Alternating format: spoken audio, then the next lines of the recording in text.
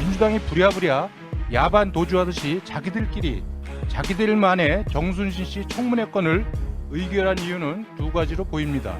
첫째, 자신들이 속한 민주당 모 의원의 아들 학교폭력 사안이 청문회에 포함되는 것을 막으려는 것입니다.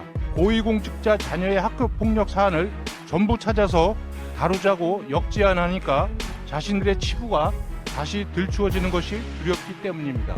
둘째, 정순신 씨 아들 사건 처리 과정에서 자신들의 원죄가 드러나는 것을 막아야 하기 때문입니다.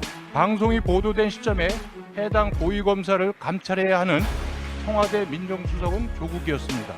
민주당은 왜 그때는 침묵하다가 지금은 이렇게 분노하며 정의를 외치는지, 그 선택적 정의와 분노의 이유가 무엇인지 대답해야 합니다.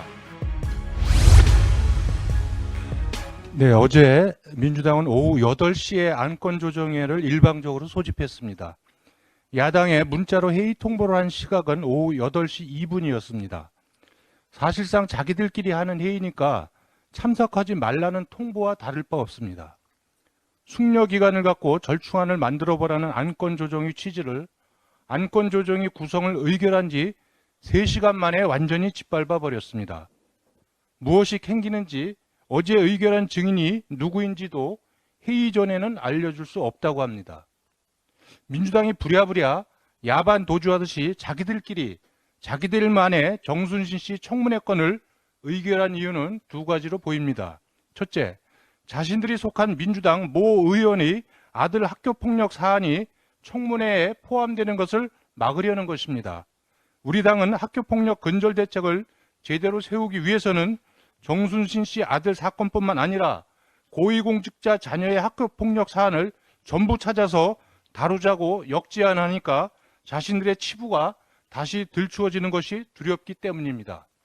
둘째, 정순신 씨 아들 사건 처리 과정에서 자신들의 원죄가 드러나는 것을 막아야 하기 때문입니다. 이 사건은 발생 시점부터 종료까지 모두 문재인 정권에서 일어난 사건입니다. 사건이 발생한 강원도 교육 책임자는 전교조 출신 교육감이었고, 생활기록부 삭제가 일어난 서울시 교육 책임자는 소위 좌파 진보 교육감입니다. 방송이 보도된 시점에 해당 고위검사를 감찰해야 하는 청와대 민정수석은 조국이었습니다. 우리 당이 이들이 사건 당시 상황을 어떻게 파악하고 어떤 조치를 취했는지 확인해야 한다고 주장하니까 민주당은 이것을 어제 원천 차단한 것입니다. 사건 당시 집권당이었고 다수당이었던 민주당은 이 사건과 관련 조치는커녕 이런 방구 언급한 사실도 없었습니다.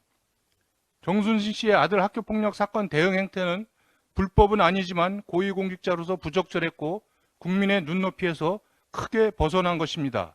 그러나 이런 사례가 비일비재합니다.